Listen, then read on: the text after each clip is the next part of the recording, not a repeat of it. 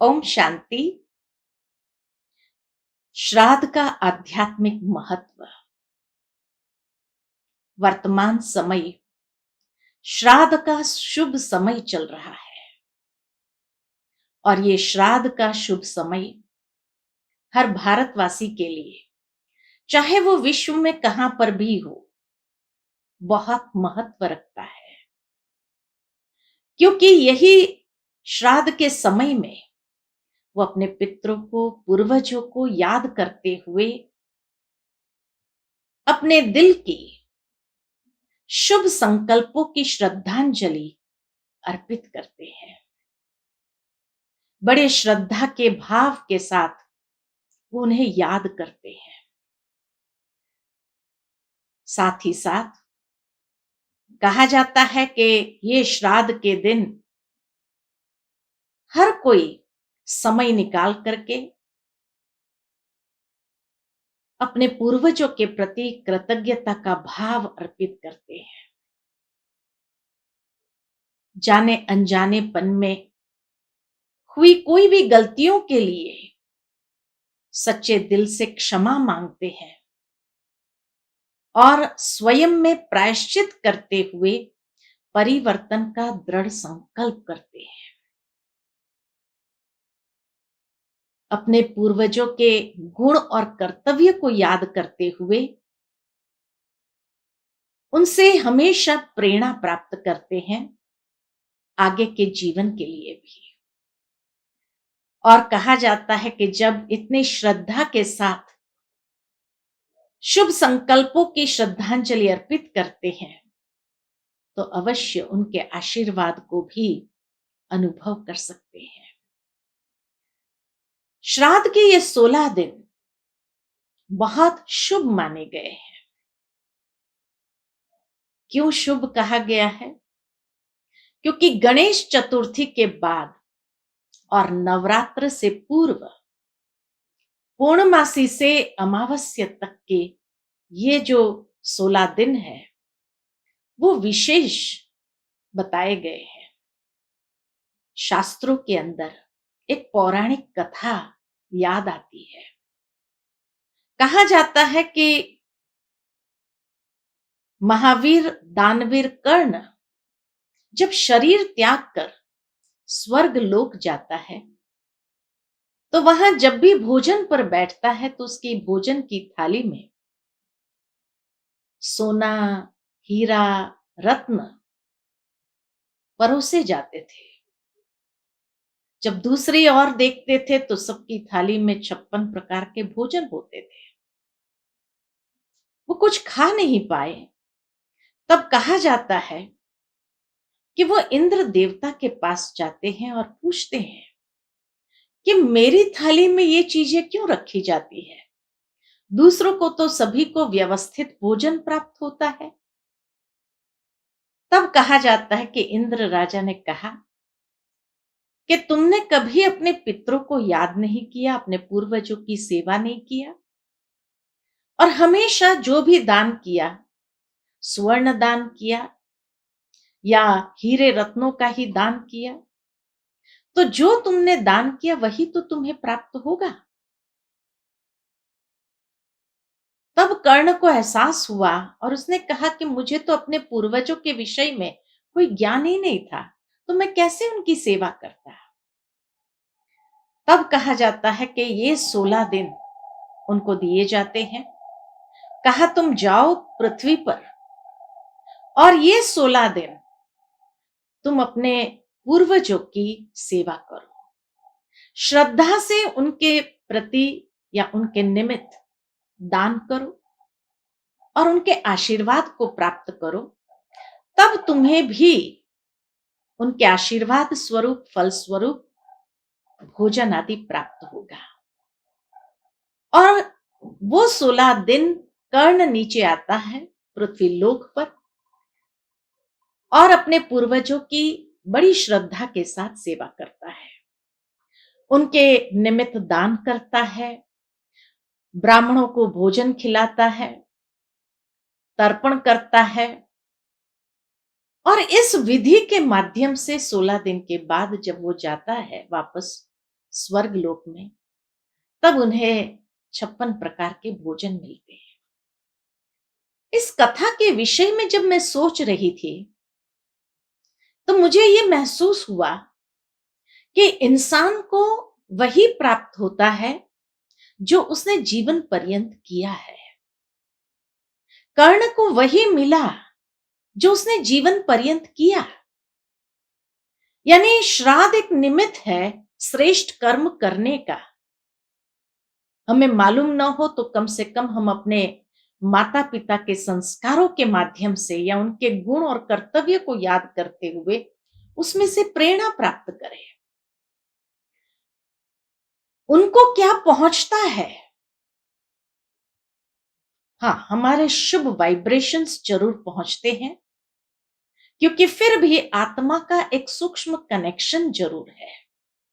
और ये सूक्ष्म कनेक्शन होने के कारण हम जो श्रद्धा से शुभ संकल्प करते हैं, ये वाइब्रेशंस उस आत्मा को जरूर पहुंचते हैं।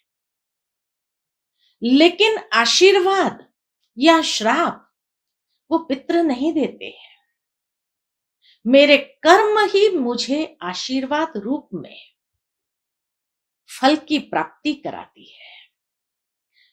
कर्ण ने हमेशा सुवर्ण दान किया था, इसलिए उसको भोजन में भी सुवर्ण ही मिले। जब उसने पूर्वजों के निमित्त भले भोजन दान किया या शुद्ध भावना के साथ जो सेवा किया अपने पूर्वजों को याद करते हुए, तो नेचुरल है कि जब वो स्वर्ग लोक वापस गए तो उसे वही प्राप्त हुआ। भावार्थ यही कि हमें ये सदा स्मरण रहना चाहिए कि मनुष्य जीवन पर्यंत जो कर्म करेंगे वही उसके लिए आशीर्वाद बनता है। उनके श्रेष्ठ कर्म उसको हर कार्य में सफलता दिलाएंगी और उसके निकृष्ट कर्म जरूर उसके लिए सजा भी बन जाएगी। बाकी जो कई बार कई लोग कहते हैं कि फलाने व्यक्ति के जीवन में पितृदोष आ गया, इसलिए वो कोई भी कार्य करने जाता है सफलता नहीं मिलती है। पितृदोष का मतलब ही है कि भाई पितृ रुष्ट है, हमारे माता पिता हमारे पूर्वज हमसे रुष्ट है, क्योंकि कहीं ना कहीं हमने गलत कर्म किए हैं, तो वो रूठे हुए हैं, इसलिए वो हमें आशीर्वाद नहीं दे रहे हैं। वास्तव में जीवन पर्यंत भी जब माता पिता रुष्ट नहीं होते हैं, हमेशा बच्चों के प्रति आशीर्वाद ही बरसाते हैं, तो शरीर छोड़ने के बाद वो रुष्ट क्यों होंगे? सोचने की बात है। और इसीलिए ये श्राद्ध का जो त्योहार है, वो शायद हम भारतवासियों को गुप्त में यही संदेश देता है कि जीते जी हम अपने माता पिता की सेवा करें, जीते जी उन्हें सदा खुश रखें, जीते जी उनके आशीर्वाद को प्राप्त करें, ताकि जीवन में फलेंगे फूलेंगे बढ़ेंगे, हर कर्म में सफलता को प्राप्त करेंगे, अनुभव करेंगे जैसे उनके आशीर्वाद सदा हमारे साथ है। कई बार देखा जाता है कि कई बच्चे माता पिता को वृद्धाश्रम रख के आते हैं या उनके साथ बहुत बुरा व्यवहार करते हैं, उनको भोजन के लिए तरसाते हैं, और फिर उसके बाद उनके जाने के बाद उनका श्राद्ध अर्थात उनसे क्षमा मांगने का प्रयत्न करते हैं। क्या हमारे अपने कर्म हमें क्षमा करेंगे? बहुत बड़ा प्रश्न है। हमारा कर्म ही हमारे फल के रूप में हमारे सामने आएंगे। इसीलिए ये श्राद्ध हर समय हमें ये शिक्षा देते हैं, ये अटेंशन खिंचवाते हैं कि जीवन पर्यंत हमेशा शुभ कर्म करें, अपने माता पिता की अच्छी सेवा करें और उन्हें संतुष्ट करें, उन्हें तृप्त करें, जो हमें बाद में उनके निमित्त तर्पण करने की आवश्यकता न हो। साथ ही साथ कहा जाता है कि ये 16 दिन जब हम गणेश चतुर्थी के बाद मनाते हैं, गणेश चतुर्थी का जीवन हमें इतनी सुंदर प्रेरणा देता है, क्योंकि गणेश चतुर्थी में या गणेश जी के जीवन दर्शन में उसका अपने माता पिता के प्रति बहुत सम्मान का भाव था। हमेशा आज्ञाकारी बन करके चले। उन्होंने अपनी दुनिया अपने माता पिता को ही समझा था। तो ऐसी भावना अपने माता पिता के प्रति भी हम अपने जीवन के अंदर जागृत करें, क्योंकि तब नवरात्रि यानी शिव शक्तियां का आवाहन होता है। शिव शक्तियां यानी परमात्मा शिव की दिव्य शक्तियों का आवाहन कर सकेंगे,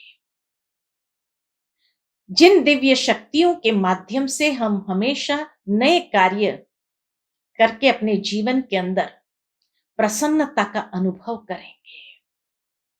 इसीलिए नवरात्रि के बाद दशहरा आता है, अर्थात ये दिव्य शक्तियों का आवाहन करते हुए संपूर्ण रीति से दशहरा जो जीवन के अंदर कमजोरियां हैं उनको संपूर्ण रीति से हरा करके उनके ऊपर विजयी होकर के दीपावली अर्थात आत्म ज्योत को प्रज्वलित करे, आत्म ज्योति को उजागर करे और उसका प्रकाश चारों ओर हम फैलाएं। कितना सुंदर भाव है हिंदू संस्कृति के अंदर, क्योंकि जीवन के अंदर अगर उजियारा न हो, प्रकाश न हो, तो ये जीवन अंधकारमय बन जाएगा। श्राद्ध वही अंधकारमय से प्रकाश की ओर जाने का एक सूक्ष्म इशारा है। और उसके लिए कहा जाता कि हर व्यक्ति के जीवन में 3 ऋण जो है उसको चुकाने पड़ते हैं। 3 ऋण कौन से हैं? तो एक तो कहा जाता पितृ ऋण, दूसरा है देव ऋण और तीसरा है ऋषि ऋण। ये तीनों ऋण को चुकाना बहुत आवश्यक है। लेकिन वास्तव में अगर देखा जाए कि मनुष्य कितना कुछ भी करे, यह तीनों ऋण को संपूर्ण रीति से चुका नहीं सकते। एक बहुत बड़ी जिम्मेवारी है हम सब के ऊपर इस ऋण को चुकाने के लिए। पितृ ऋण अर्थात माता पिता या अपने पूर्वज जिसके कारण हम अस्तित्व में है या हमारा अस्तित्व इस संसार के अंदर है, तो उन माता पिता के प्रति या उन पूर्वजों के प्रति हमारे एक ऋण है जो हमें चुकाना है, और वो सेवा भाव से ही चुका सकते हैं। कितनी भी सेवा करे तो भी कम ही होगी, क्योंकि वह हमारे लिए साक्षात हमारे ब्रह्मा है। ब्रह्मा कहा जाता है रचयिता को, ये सृष्टि के रचता ब्रह्मा द्वारा, ब्रह्मा ने अपने संकल्पों से सृष्टि का निर्माण किया। भावार्थ यही कि हमारी अपनी दुनिया का निर्माण हमारे इस लौकिक ब्रह्मा से ही होता है, हमारे पितृ से ही होता है। इसीलिए पितृ ऋण चुकाना माना ब्रह्मा के प्रति भी हमारा ऋण चुकाना बराबर है, और वो सेवा भाव से ही चुका सकते हैं। दूसरा ऋण जो है देव ऋण। हर भारतवासी की ये भी मान्यता है कि हम सभी का कोई ना कोई कुल देवी या कुल देवता जरूर है, जिसकी हम पूजा करते हैं, जिसके प्रति हम अपनी श्रद्धा अर्पण करते हैं। वो कुल देवी या कुल देवता या जिसको कहा जाए देव ऋण, वह भी हम पर है। और ये देव ऋण चुकाने के लिए दान महत्वपूर्ण हिस्सा रखता है, क्योंकि देवी देवताओं का हाथ सदा दान देने, आशीर्वाद देने का रहता है, अर्थात कुछ न कुछ देना, लेने की भावना नहीं। तो देव ऋण को चुकाने के लिए दान करना आवश्यक है, क्योंकि दान से ही हमारे कुल देवी या कुल देवता प्रसन्न रहते हैं। और देवी देवताओं का आराध्य विष्णु को माना गया है, जो हमारी परवरिश करता है। इसलिए कहा जाता है ब्रह्मा द्वारा सृजन होता है तो विष्णु द्वारा परवरिश होती है, पालना होती है। हमें भी अपने जीवन में उस देवों की पालना का अनुभव करना है। तो नेचुरल है कि दान करते हुए उनको प्रसन्न करना बहुत आवश्यक है। तभी देवों की कृपा, देवों के आशीर्वाद हमारे ऊपर बने रहते हैं। ये भी कहा गया है भारत के अंदर कि पितृ देवताएं नमः, पितृ भी देव तुल्य है, तभी तो उस माता पिता ने हमारी पालना भी की है। तो पितृ ऋण या देव ऋण जैसे एक दूसरे में कनेक्टेड है, समाये हुए हैं। और तीसरा ऋण जो कहा, ऋषि ऋण। ऋषि माना जो ज्ञान फैलाता है, ज्ञान का प्रचार प्रसार करता है, तपस्या करते हैं, त्याग है जिनके जीवन के अंदर।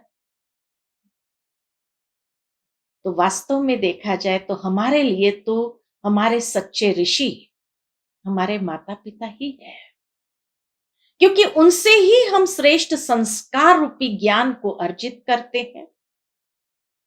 कभी भी कोई बात हुई हो तो नेचुरल है वो माता पिता हमेशा बच्चों के लिए जो त्याग करना पड़ा वो त्याग भी करते हैं। बच्चों को सदा प्रसन्न रखने के लिए उन्होंने हमारे लिए कितना सहन किया होगा, कितना त्याग किया होगा, कितनी उनकी तपस्या रही होगी, जिनका वर्णन भी उन्होंने कभी नहीं किया। और इसीलिए वही हमारे लिए सच्चे ऋषि है, जिन्होंने हमारे अंदर अच्छे संस्कार को सींचा, प्रयत्न किए कि अच्छे संस्कार इन्हें प्राप्त हो, ताकि उस अच्छे संस्कारों से उनका जीवन मूल्यों के आधार पर वो जिए और सर्व को सुख प्रदान करे। तो जब हम ऋषि ऋण चुकाना है, अर्थात हम भी अपने जीवन के अंदर उस ज्ञान को सारे विश्व के अंदर प्रसारित करें, अर्थात अनेक आत्माओं का कल्याण करें।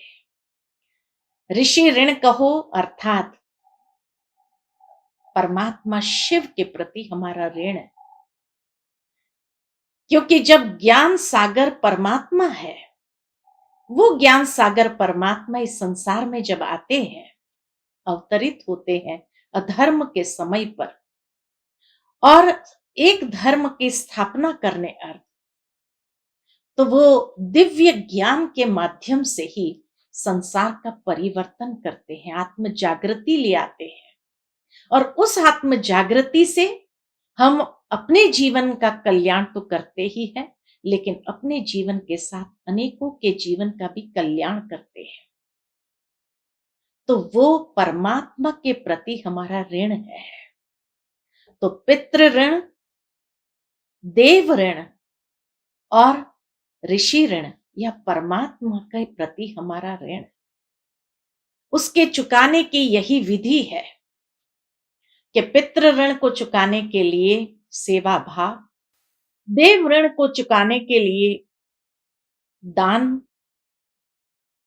और परमात्मा ऋण को चुकाने के लिए उसके ज्ञान का प्रचार या अपने जीवन के अंदर धारणा करते हुए अपने जीवन के द्वारा उस ज्ञान को अनेक आत्माओं तक पहुंचाना और उन आत्माओं का भी कल्याण करना। ये तीनों ऋण जैसे जैसे हम चुकाने का प्रयत्न करते हैं, पुरुषार्थ करते हैं, उतना ही ये तीनों को सहजता से प्रसन्न करते हैं, अर्थात हमारे वाइब्रेशंस उन तक जरूर पहुंचते हैं। माता पिता को भी पहुंचते हैं, जो देव श्रेणी में आ गए ऐसे पूर्वजों को भी पहुंचता है, या वो भी प्रसन्न होकर आशीर्वाद बरसाते हैं, और परमात्मा भी प्रसन्नता के साथ हमें दुआएं देते हैं, आशीर्वाद देते हैं। तो इसीलिए ये विशेष 3 ऋण का महत्व है।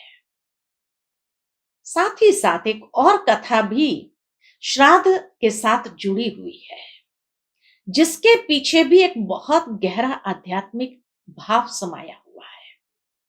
और ये कथा है आत्मदेव की।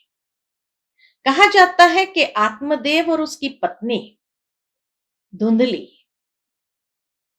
और ये दोनों को कोई संतान नहीं थी, निसंतान थे। उनके पास एक गाय थी, गाय भी बांझ थी, उसको भी कोई संतान नहीं थे। तो नेचुरल है कि आत्मदेव को बड़ा अंदर में दुख होने लगा,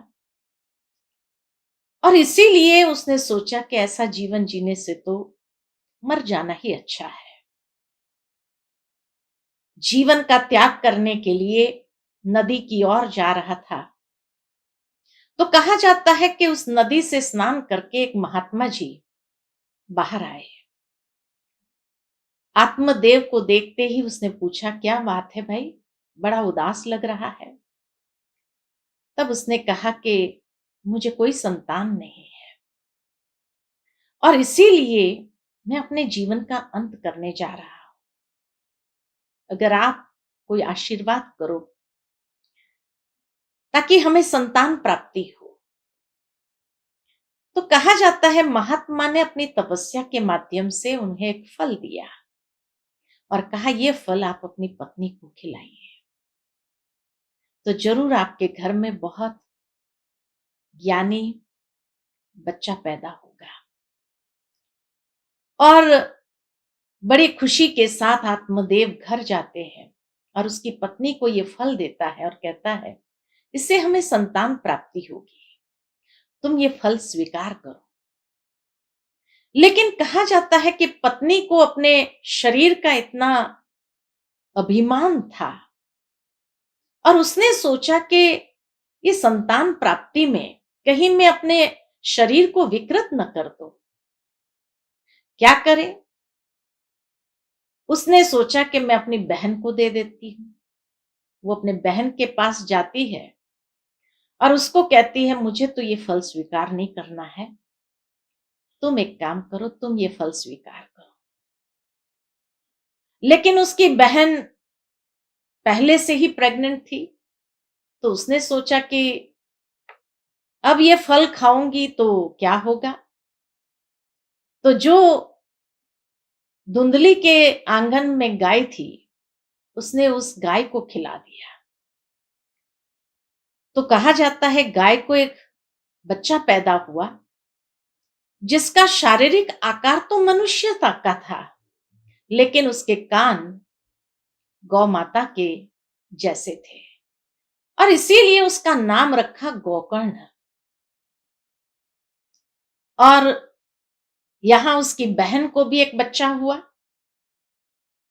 जो बच्चा उसने अपनी बहन धुंधली को दे दिया, और ये बच्चा बड़ा उद्धत था।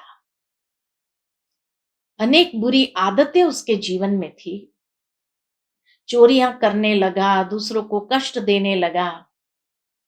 ये बात देखते ही आत्मदेव बड़े दुखी मन से घर त्याग करके चला जाता है। और कहा जाता है कि त्याग करके गया,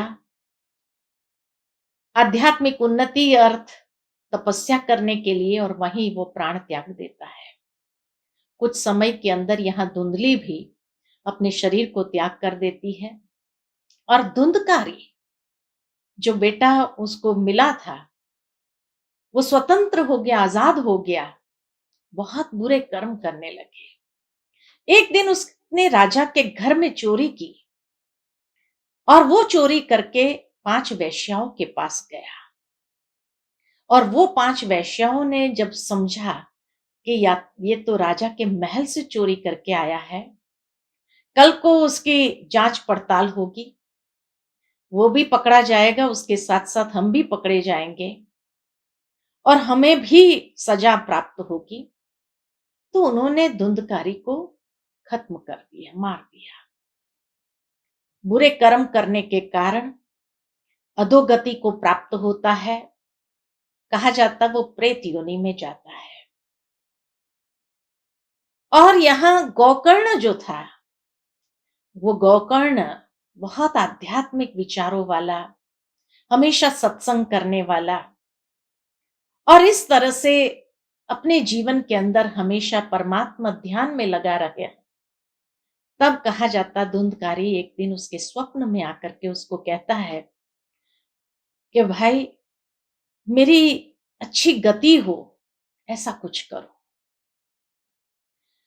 तब वो उसके निमित्त श्राद्ध करता है और श्राद्ध करने में श्रीमद् भगवत गीता का पाठ करता है। 7 दिन तक ये श्रीमद् भगवत गीता का पाठ चलता है और धुंधकारी को यह अवसर मिलता है कि वो बड़े ध्यान से उस पाठ को सुनता है, उस ज्ञान को सुनता है और ज्ञान से गति, कहा जाता है कि कितना भी इंसान बुरा हो लेकिन ज्ञान से ही गति होती है। तो उसकी श्रेष्ठ गति होती है, स्वर्ग लोक से एक विमान आता है जो उसको ले जाता है। अब ये एक पौराणिक कथा जो है उसके पीछे बहुत गहरा आध्यात्मिक रहस्य है। आत्मदेव यानी हर इंसान एक आत्मा है। श्रीमद् भगवत गीता के दूसरे अध्याय के हिसाब से आत्मा अजर अमर अविनाशी है और हर आत्मा अनेक जन्म पुनर्जन्म के चक्र में आती है और उसकी पत्नी धुंधली यानी ये शरीर, क्योंकि आत्मा का साथ शरीर के साथ ही होता है, तो आत्मा की सबसे पहली साथी ये शरीर है। तो इसीलिए जब आत्मा अपनी विस्मृति में आ जाती है और धुंधली का अधिकार जम जाता है इस जीवन के ऊपर, तो वो देह अभिमान के वश हो जाती है। आज प्रैक्टिकली अगर दुनिया में देखा जाए तो किसी को भी आत्मस्मृति नहीं है। हर इंसान इतना देह अहंकार में जी रहा है और उसमें भी कई लोगों को अपने शरीर को सुडौल रखने के लिए या शरीर कहीं विकृत न हो जाए, उसके प्रति कितना ध्यान रखा जाता है। हेल्थ कॉन्शियस भी हो गए, लेकिन हेल्थ कॉन्शियस के साथ साथ बॉडी कॉन्शियसनेस बहुत ज्यादा आ गया और उस बॉडी कॉन्शियसनेस के कारण उसको फल मिलता है कि ये फल को स्वीकार करो। फल कौन सा है? ज्ञान प्राप्त होता है। महात्मा ने फल दिया, अर्थात महात्माओं के द्वारा ज्ञान प्राप्त होता है कि जिस ज्ञान का आचरण करेंगे तो हमारे श्रेष्ठ कर्म हमें श्रेष्ठ फल की प्राप्ति कराएगा। लेकिन उसने वो ज्ञान को स्वीकार नहीं किया, अपनी बहन को दे दिया और खुद उससे अपने आप को सजाने करने में ही लगे रहे। बहन ने भी स्वीकार नहीं किया, गाय माता को दे दिया और कहा जाता कि गाय माता को संतान हुई जिसका शरीर तो मनुष्य के आकृति का था, लेकिन कान जो थे वो गाय माता के जैसे थे और इसीलिए उसका नाम पड़ा गोकर्ण। यहां धुंधकारी का जन्म होता है और वो धुंधकारी बच्चा भी उसको मिल जाता है, धुंधली को। यानी बॉडी कॉन्शियसनेस में जब इंसान होता है और उसमें आकर के जब कोई श्रेष्ठ कर्म ही न करो, तो ये बच्चे तो देखेंगे ना, हमारे आसपास हमारे परिवार के अंदर जो बच्चे होते हैं वो देखते हैं। और जब उनको भी कोई भी प्रकार का आध्यात्मिकता की रोशनी न हो जीवन के अंदर, तो नेचुरल है वो बुरे कर्म में संलग्न हो जाते हैं। धुंधकारी हमेशा बुरे कर्म करता रहा, अर्थात बॉडी कॉन्शियसनेस में जब इंसान आ जाता है तो बुरा कर्म ही होता है। कईयों को कष्ट देता है, तकलीफ देता है, चोरियां करता है, बुरे कर्म करता है। 5 वेश्याओं के पास गया, अर्थात 5 विकारों के वशीभूत होता है, काम, क्रोध, लोभ, मोह, अहंकार के वशीभूत होता है। और इसीलिए उसकी जीवन यात्रा इतनी कष्टदायी हो गई कि वो 5 विकारों ने आखिर में उसका खात्मा किया। नेचुरल है बुराई ही हमारे जिंदगी को खत्म करती है। इसलिए कहा जाता है कि विकारों के वश होकर कर्म करने के बजाय वैल्यूज के वश होकर कर्म करो, तो कम से कम श्रेष्ठ गति होगी। लेकिन ये बुराइयों के वशीभूत जीवन होगा, काम, क्रोध, लोभ, मोह, अहंकार, ईर्ष्या, द्वेष, छल, कपट, आलस, भय के वशीभूत अगर जीवन होगा, तो उसकी गति तो श्रेष्ठ होगी नहीं, और इसीलिए वो प्रेत योनि में जाता है। अब प्रेत योनि अर्थात क्या? प्रेत योनि अर्थात तामसिक योनि, अर्थात मनुष्य जब इस शरीर को छोड़ करके उसका पुनर्जन्म होता है, तो और तामसिक स्थिति में उसका जन्म होता है, जहां कष्ट और पीड़ा के सिवाय उसको कुछ प्राप्त नहीं होता है। उसी को प्रेत योनि कहा गया। तो ऐसी तामसिक योनि जब होती है, तो उसके कारण और उसके कर्म बुरे होते हैं, और उस बुरे कर्म में एक दिन तो जरूर ऐसा होता है जब आत्मा को महसूस होता है, तंग हो जाते हैं अपने ही बुरे कर्म से, उस कुचक्र से निकलना चाहते हैं। तब उसने गोकर्ण, गोकर्ण कौन है? तो कहा जाता है कि परमात्मा शिव का एक नाम गोकर्ण भी है। गोकर्ण शिवजी का या शिवलिंग का यादगार हमें कर्नाटक में मिलेगा। कर्नाटक में एक डिस्ट्रिक्ट है, वहां पर एक मंदिर है, और उस मंदिर में जो शिवलिंग की प्रतिमा है उसको कहा जाता है गोकर्ण। तो परमात्मा शिव या गोकर्णेश्वर आकर के हमें ज्ञान देते हैं। जब आत्मज्ञान प्राप्त होता है, अर्थात परमात्मा शिव आकर के गीता का ज्ञान देते हैं, और वो गीता का ज्ञान जो प्रेत योनि में गई हुई आत्माएं हैं, यानी तामसिक प्रवृत्ति में गई हुई आत्माएं हैं, वो जब वो गीता का ज्ञान सुनते हैं, तो उस गीता ज्ञान से श्रेष्ठ गति को प्राप्त करते हैं। इसलिए कहा जाता है भक्ति का फल है ज्ञान, और ज्ञान से हमारी श्रेष्ठ गति होती है। जब तक हमें ज्ञान प्राप्त न हो, तब तक हमारी श्रेष्ठ गति नहीं हो सकती है। तो इसीलिए कहा कि गोकर्ण यानी परमात्मा शिव ने आकर के जो गीता का ज्ञान सुनाया, 7 दिन, वैसे देखा जाए तो ब्रह्मा कुमारी ईश्वरीय विश्वविद्यालय के अंदर जो राजयोग का कोर्स होता है वो भी 7 दिन का होता है, और ये 7 दिन के अंदर संपूर्ण गीता ज्ञान हमें प्राप्त होता है। और जो आत्मा सिंसियरली, रिलीजियसली ये गीता ज्ञान को सुन करके जीवन के अंदर धारण करती है, तब उसकी श्रेष्ठ गति होती है, अर्थात स्वर्ग लोक की प्राप्ति होती है। अर्थात आत्मा इतने उच्च कुल में, देवलोक में, क्योंकि कलयुग के बाद सतयुग आता है, और सतयुग को कहा ही जाता है स्वर्ग लोक।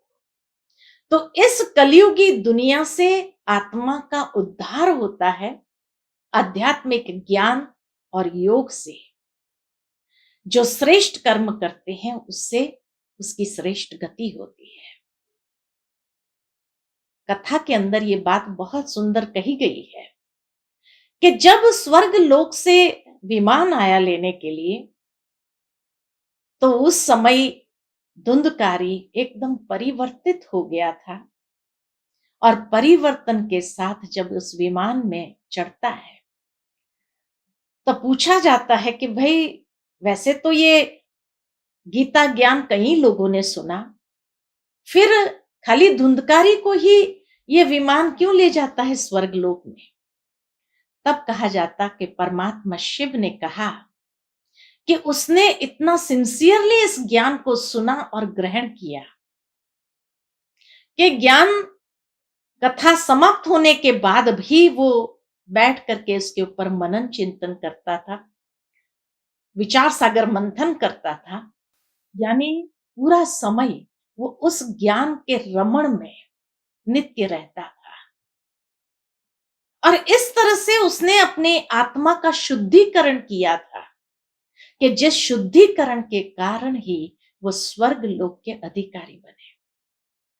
इस कथा से भी हमें एक बहुत सुंदर मैसेज मिलता है कि जीवन के अंदर चलो अज्ञानता के कारण विकारों के वशीभूत होकर के हमने बुरे कर्म किए, लेकिन कोई बात नहीं। कलयुग को अनेक रूप से श्राप तो है ही है, लेकिन एक वरदान भी है। और कलयुग को सबसे बड़ा वरदान यही है कि इसी युग के अंतिम समय में परमात्मा का भी दिव्य अवतरण यहां होता है। और ये दिव्य अवतरण से परमात्मा वो गीता ज्ञान सुनाते हैं जिससे महान से महान पाप आत्माओं का भी उद्धार होता है। यही वरदान है। इसीलिए चलो अज्ञानता के कारण जिसने जैसे भी कर्म किए हो, कोई बात नहीं, लेकिन परमात्मा क्षमा का सागर भी है। और इसीलिए परमात्मा शिव आकर के हम सभी को वो गीता ज्ञान देते हैं जिस गीता ज्ञान से हम श्रेष्ठ गति यानी स्वर्ग लोक में, देवलोक में प्रवेश प्राप्त कर सकते हैं। ये अधिकार हमें प्राप्त होता है। और कहा जाता है कि धुंधकारी जब ये गीता ज्ञान सुन रहा था तो धीरे धीरे उसके एक एक बंधन कटते गए। मनुष्य जीवन में कितने बंधन गाए जाते हैं। तो कहा जाता है जब पूजा करते हैं 7 गांठों वाला एक रस्सी लेते हैं, और जैसे जैसे एक एक गांठ उसकी खुलती जाती है तो कहते उस बंधन से वो मुक्त हो गया। तो मनुष्य जीवन में भी 7 गांठें हैं, अर्थात 7 बंधन है। और 7 बंधनों से मुक्त होना जिससे ही श्रेष्ठ गति को हम प्राप्त कर सकते हैं। तो सबसे पहला बंधन है तन का बंधन। तन का बंधन अर्थात आज मनुष्य जीवन के अंदर जब व्यक्ति देह अहंकार के वश जीता है, हर कर्म करता है, तो ये देह अहंकार के फल स्वरूप या कमजोरियों के कारण जो फल की प्राप्ति होती है कि जीवन के अंदर अनेक प्रकार के कर्म भोगनाएं शरीर के द्वारा भोगनी पड़ती है, बीमारियों के रूप में, कष्टों के रूप में। और इसीलिए ये जहां तन रोगी हो गया है, अनेक प्रकार की बीमारियों से ग्रस्त है, तो तब व्यक्ति तन से भी छूटना चाहता है। इसी प्रकार दूसरा बंधन है मन का बंधन, कि मन के अंदर अनेक प्रकार के बुरे विचार हैं, डिप्रेशन से ग्रसित है, आज टेंशन से ग्रसित है। तो आज मन भी हर प्रकार से बंधन का अनुभव करने लगा है। और इसीलिए बुरी आदतों के वश, मन के अंदर बुरे संकल्प या बुरे संस्कार के वशीभूत होकर के वो संकल्प उत्पन्न होते हैं, या अनेक प्रकार के बुरे विचार मन के अंदर आते हैं, तो ये भी कितना कष्ट का अनुभव कराता है। इसी प्रकार तीसरा बंधन है धन का बंधन। आज जो धन का सदुपयोग नहीं कर पाते हैं और बुरे रास्ते पर उनका धन जा रहा है, बुरी आदतों के पीछे धन जा रहा है, ये भी नेचुरली बंधन तो क्रिएट कर रहा है। और इसीलिए धन है तो भी परेशान, नहीं है तो भी बहुत परेशान। चौथा बंधन है जन का बंधन, अर्थात मित्र संबंधियों का बंधन।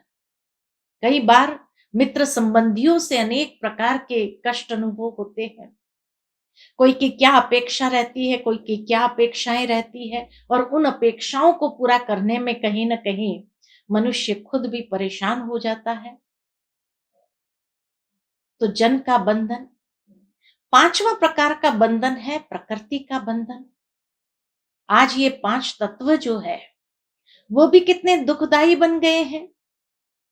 कहीं देखो तो सुनामी आ रही है, कहीं देखो तो चक्रवात आ रहा है, तो प्रकृति भी दुख देने वाली बन गई है। ये पांचवा बंधन। छठा बंधन है कर्म का बंधन, कि मनुष्य के अनेक ऐसे पूर्व कर्म भी संचित रूप में है, जिस कर्मों का फल उसको मिलता है, और वर्तमान में भी इतना बुरे कर्म कर रहा है क्योंकि उसको कोई रोशनी ही नहीं है, कर्मों का ज्ञान ही नहीं है कि हमें कैसा कर्म करना चाहिए ताकि हम अपने जीवन के अंदर सदगति का अनुभव करें, श्रेष्ठ गति प्राप्त कर सके। तो ये भी एक बंधन बनता जा रहा है। और सातवां बंधन है धर्म का बंधन।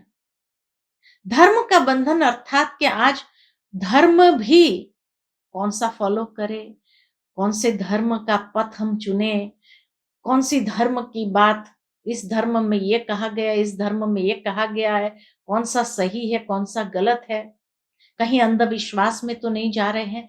तो अनेक प्रकार की कंफ्यूजन है। तो ये सातों बंधन से मुक्त होना है। तन के बंधन, रोग पीड़ा कष्ट से स्वयं को मुक्त करने के लिए इतना अंदर में खुशी, उमंग, उत्साह जीवन के अंदर धारण करना है।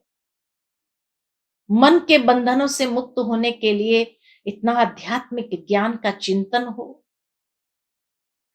धन के बंधनों से मुक्त होने के लिए बुरी आदतों से, बुरे रास्ते पर जहां धन जा रहा है, तो हम अपने जीवन के अंदर सही दिशा को पकड़े और अपने धन का सदुपयोग करें।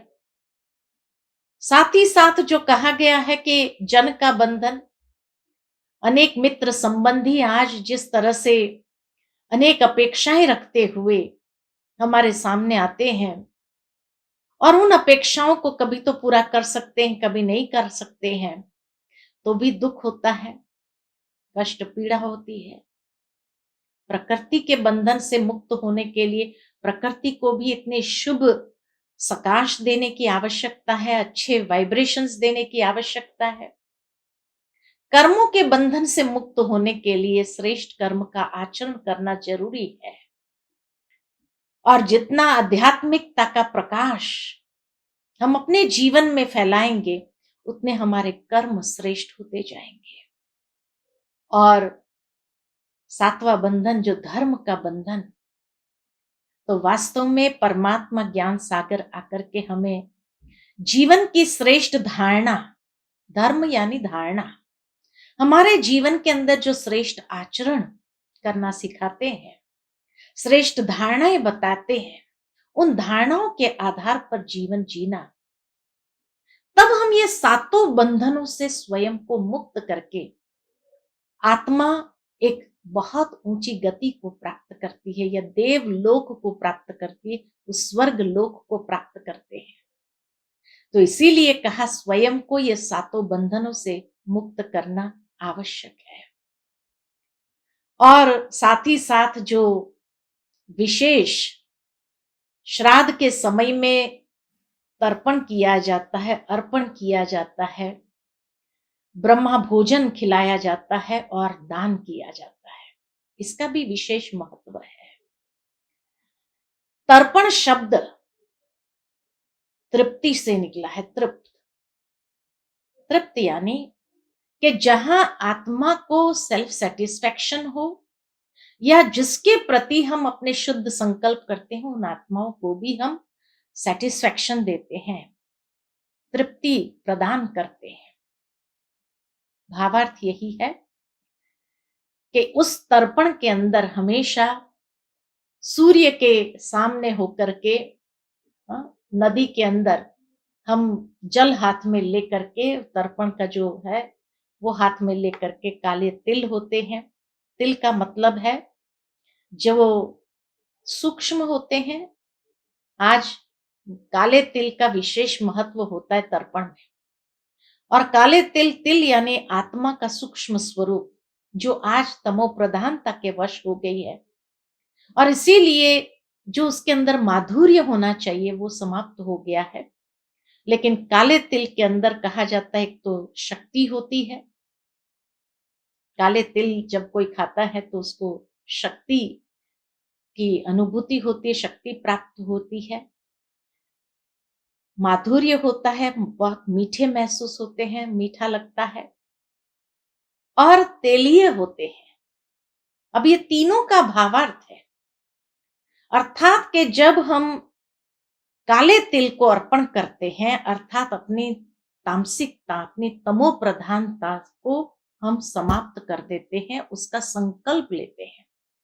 जब भी कोई जल हाथ में लेता है तो जल हाथ में लेना माना एक प्रॉमिस करना, एक प्रतिज्ञा करना। तो हम अपने पूर्वजों के सामने ये प्रॉमिस करते हैं, प्रतिज्ञा करते हैं कि आज के बाद हम काले तिल की तरह जो अपने अंदर की तमो प्रधानता है उसको समाप्त करेंगे और अपने संबंधों में माधुर्य ले आएंगे, मिठास ले आएंगे, शक्तिशाली संबंध बनाएंगे, और तेलिए माना स्नेहपूर्ण अपने संबंध सबके साथ रखेंगे। क्योंकि तभी सेल्फ सेटिस्फेक्शन भी मिलता है और उन पूर्वजों को भी सेटिस्फेक्शन, तृप्ति प्राप्त होती है। तो ये तर्पण हमें करना है। साथ ही साथ उसमें कुछ घास होता है और दुरोह होते हैं, अर्थात फ्लेक्सिबिलिटी, निर्माणता जीवन के अंदर, व्यवहार में बहुत आवश्यक है। दूसरा अर्पण करते हैं, और अर्पण क्या करते हैं तो कहा जाता है कि जो हमारे पूर्वजों को या हमारे माता पिता को जो चीज पसंद थी वो खास भोजन तैयार करवाते हैं और वो अर्पण करते हैं। किसको अर्पण करते हैं तो कहा जाता है कि कौवा, कुत्ता और गाय को अर्पण करते हैं। अब कौवा प्रतीक है कि जो काकभूषणी कहा गया है, जिसने सीता जी की रक्षा की जब रावण उठाकर ले जाता था, तो वही एक काकभूषणी जो है वो हमारी रक्षा करेंगे, अर्थात हमें कोई भी प्रकार के बुरी छाया से हमें बचाएगा। इसीलिए काकभूषणी के प्रतीक रूप में कौवे को अर्पित किया जाता है, और सोचते हैं कौवा उसको स्वीकार करे तो समझते हैं कि हाँ, हमारे पूर्वजों ने भी स्वीकार किया। और अगर कौवा ने स्वीकार नहीं किया तो समझते पूर्वज हमसे अभी भी रुष्ट है। वास्तव में जैसे प्रारंभ में ही मैंने कहा, पूर्वज कभी रुष्ट नहीं होते हैं। और कौवे को खिलाना, इसका भाव यही है कि ये समय ऐसा है कि जब बारिश के दिन होते हैं तो खाने पीने के लिए कौवों को कुछ नहीं होता है, तो उस बहाने से उनको अर्पण करते हैं भोजन। दूसरा, कुत्ते को खिलाते हैं। कहा जाता है कि पांडवों के साथ कुत्ता गया था स्वर्ग में। कुत्ता प्रतीक है वफादारी का, अर्थात हम अपने पूर्वजों को भी ये आश्वासन देते हैं कि हम हमेशा आपके प्रति वो वफादारी रखेंगे, हम अपने कर्म के प्रति वफादार होंगे, अपने जो धर्म है उसके प्रति वफादार रहेंगे, अपने हर आचरण को हम वफादारी से निभाएंगे, हर संबंध को उस वफादारी से निभाने की प्रतिज्ञा करते हैं।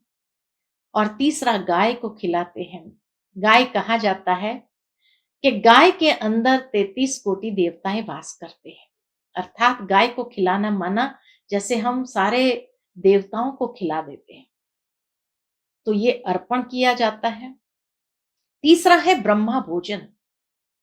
ब्रह्मा भोजन उसको कहा जाता है जो परमात्मा की याद में भोजन बनाया गया हो और परमात्मा की याद में उसको परोसा गया हो, और जो स्वीकार करने वाले हैं वो भी ब्राह्मण, और ब्राह्मण भी द्विज, अर्थात जिसका दूसरा जन्म, एक अलौकिक जन्म हुआ है, ऐसे ब्राह्मणों को जब उसको स्वीकार कराते हैं तो वो परमात्मा की याद में उस भोजन को स्वीकार करके तृप्ति का अनुभव करते, अर्थात आशीर्वाद देते हैं।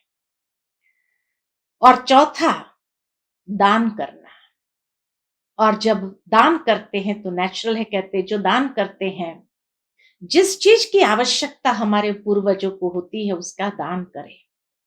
वास्तव में पूर्वज जो है, उन्होंने अपने कर्म से जो श्रेष्ठ गति को प्राप्त की है, अच्छे कर्म किए थे उन्होंने, तो श्रेष्ठ गति को ही प्राप्त किया था। लेकिन फिर भी हम यहाँ जो कुछ भी दान करते हैं, कहा जाता है कि उनको वहां पर वो प्राप्त होता है। वास्तव में यही प्राप्त नहीं होता है। जैसे हम दान करते हैं तो पुण्य जो उससे प्राप्त होता है, तो हम संकल्प ये करते हैं कि ये पुण्य उसके खाते में जमा हो, और जब ये संकल्प करके दान करते हैं तो नेचुरल है कि उन आत्माओं के खाते में वो पुण्य जमा होता है, जिस पुण्य के फलस्वरूप उनको जो कोई इच्छा हो, कुछ अनुभव करना हो, प्राप्त करना हो, तो वो उस पुण्य से अवश्य प्राप्त कर सकते हैं। कहीं न कहीं ये पुण्य उनकी रक्षा करते हैं। बुरे वक़्त में जैसे उनके लिए एक सहारा बन जाते हैं। आत्मा तो जहाँ भी है पुनर्जन्म लेकर के गई है, लेकिन वहाँ पर उस आत्मा को जिस चीज़ की आवश्यकता होती है या जिस चीज़ से उसकी रक्षा, तो कहा जाता है पुण्य हमेशा आत्मा को सेफ रखता है, रक्षा करता है। तो इसीलिए ये महत्व है तर्पण, अर्पण, ब्रह्मा भोजन और दान का।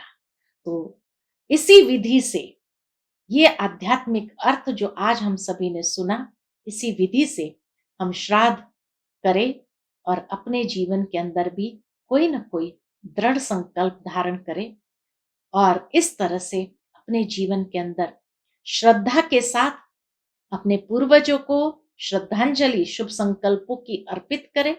लेकिन उसके साथ साथ अगर जाने अनजाने कोई गलती हो भी गई हो, तो सच्चे दिल से प्रायश्चित करें और स्वयं में परिवर्तन करने का दृढ़ संकल्प लें।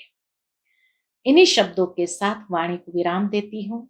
ओम शांति।